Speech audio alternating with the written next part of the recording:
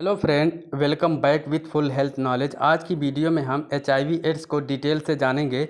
सबसे पहले हम जानेंगे HIV एड्स क्या है, इसकी डिफिनेशन जानेंगे। इसके बाद HIV के काज क्या क्या हैं, इसका ट्रांसमिशन कैसे होता है, मतलब एड्स कैसे फैलता है, इसके रिस्क फैक्टर क्या क्या हो सकते हैं, HIV एड्स के साइन एंड सिम्टम क्या होते हैं। उसके बाद जानेंगे इसकी डायग्नोसिस कैसे की जाती है और ये भी जानेंगे एड्स से कैसे बचा जा सकता है। ये भी जानेंगे कि अगर किसी को एड्स हो जाता है तो डॉक्टर्स के द्वारा क्या ट्रीटमेंट दिया जाता है। तो सबसे पहले हम एड्स की डिफिनेशन के बारे में जान लेते हैं। एड्स का जो फुल फॉर्म होता है एक्वायर्ड इम्यूनोडिफिशियंसी सिंड्रोम होता है। ये एक गंभीर बीमारी है। ये तब होता है जब HIV ह्यूमन इम्यूनोवायरस हमारे शरीर की प्रतिरक्षा प्रणाली या इम्यून सिस्टम को इतना कमज़ोर कर देता है जिससे हमारी बॉडी सामान्य बीमारी व संक्रमण से लड़ नहीं पाता, जिससे पर्सन्स की मृत्यु तक हो जाती है।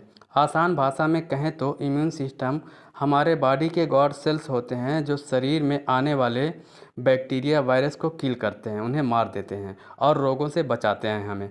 एक एग्जाम्पल से समझें, जैसे एक घर के आसपास सिक्योरिटी प्रबंध होता है, अगर वही कमज़ोर हो जाए तो चोर आसानी से घुसकर नुकसान पहुंचा देते हैं। वैसे ही HIV के कारण इम्यून सिस्टम जो बॉडी की सुरक्षा करते हैं वह कमज़ोर हो जाता है और शरीर में इन्फेक्शन और बीमारी आसानी से घुसकर मौत का कारण बना देती हैं। इसलिए इसे डिजीज़ न कहकर सिंड्रोम कहा जाता है।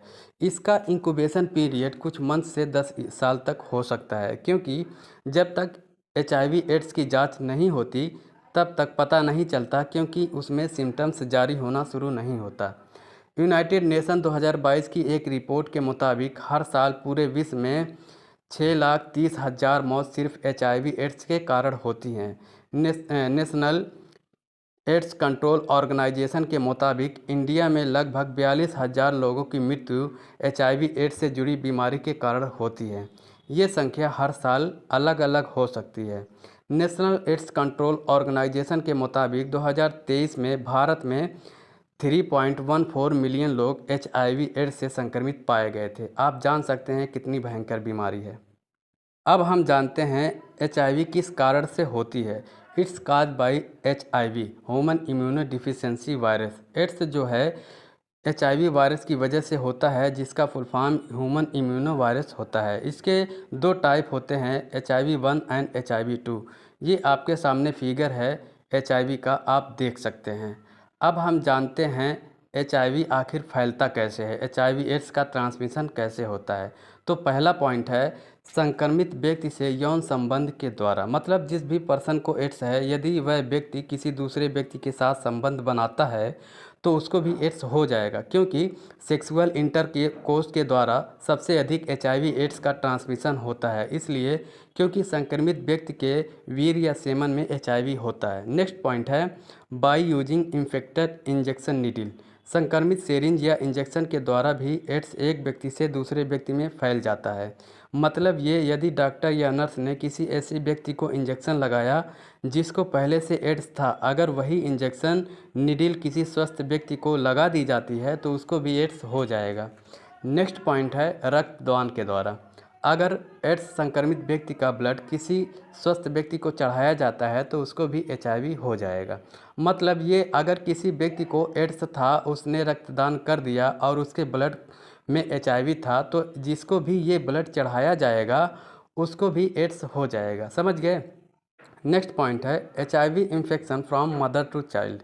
संक्रमित माता से भ्रूण में या शिशु के जन्म के बाद दूध पिलाने के द्वारा शिशु में पहुंच जाता है। मतलब ये, अगर माता को एड्स है और उसके पेट में बच्चा है तो भ्रूण या एम्ब्रियो में एड्स हो जाएगा। बच्चे को, यदि बच्चा जन्म ले लिया, दूध पी रहा है, तो दूध पीने के द्वारा बच्चे में वायरस पहुंच जाता है। समझ गए। नेक्स्ट पॉइंट है HIV infected saving blood. Virus नाई के उपकरणों की सतहों पर संचरण के लिए पर्याप्त समय तक जीवित रह सकते हैं। क्लीपर या रेजर ब्लेड से लगी एक साधारण खरोंच संक्रमण के लिए काफ़ी होती है। ये मतलब ये है, यदि एड्स संक्रमण व्यक्ति को ब्लड से हल्का कट लग जाता है और वही ब्लड किसी स्वस्थ व्यक्ति पर यूज होता है और उसको भी हल्का कट लग जाता है, तो ब्लड से ब्लड मिल जाता है, इससे स्वस्थ व्यक्ति को भी एड्स हो जाता है। अब हम जानेंगे HIV एड्स के रिस्क ग्रुप क्या क्या हो सकते हैं।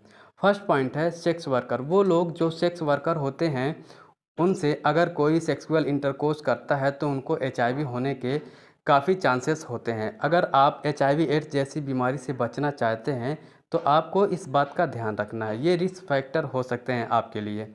दूसरा पॉइंट है ट्रांसपोर्ट वर्कर। जो ट्रांसपोर्ट वर्कर होते हैं वो भी रिस्क फैक्टर हो सकते हैं, क्योंकि वो ज़्यादातर अपने फैमिली से दूर रहते हैं, इसलिए कहीं दूसरी जगह जाके सेक्सुअल इंटरकोर्स कर सकते हैं, तो उनको भी HIV होने के चांसेस बढ़ जाते हैं।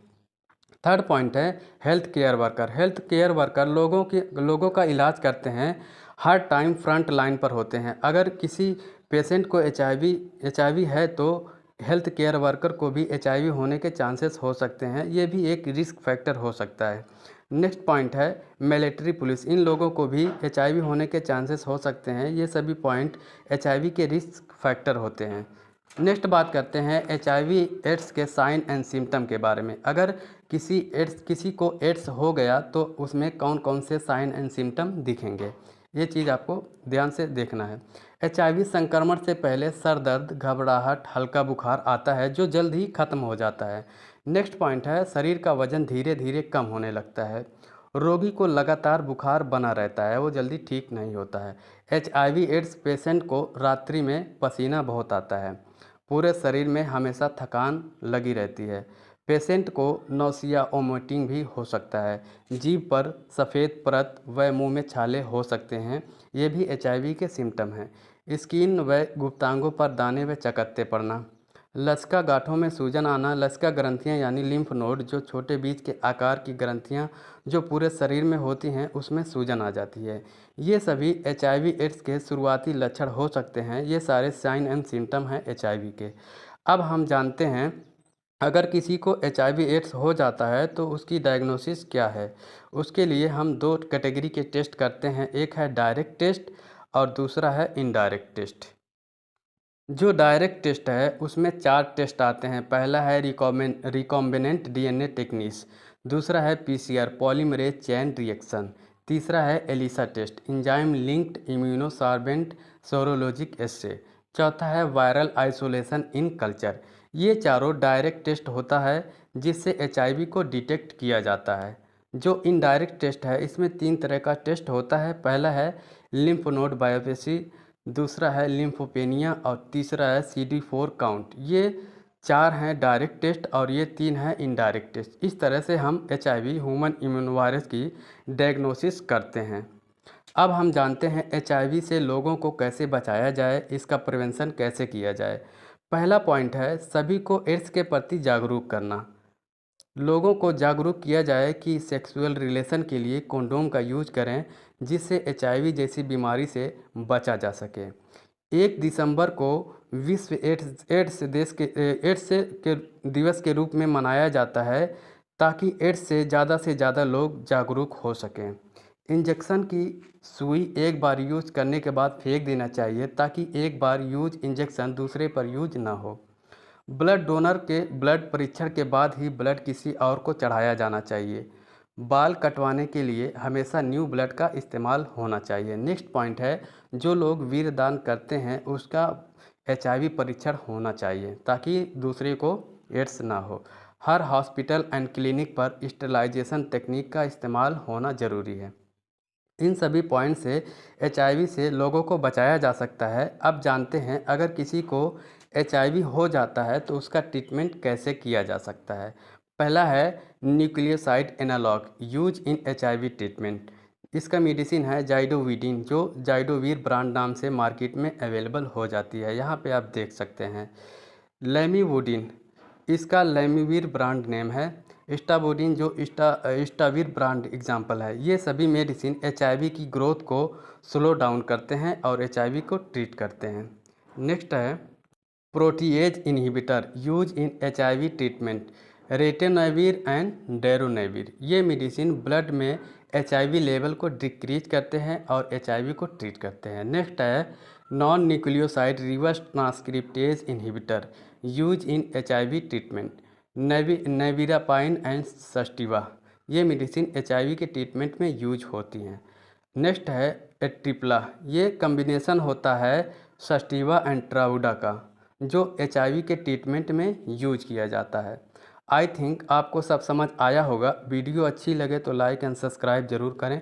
धन्यवाद। अगर कोई क्वेरी हो तो कमेंट कर सकते हैं।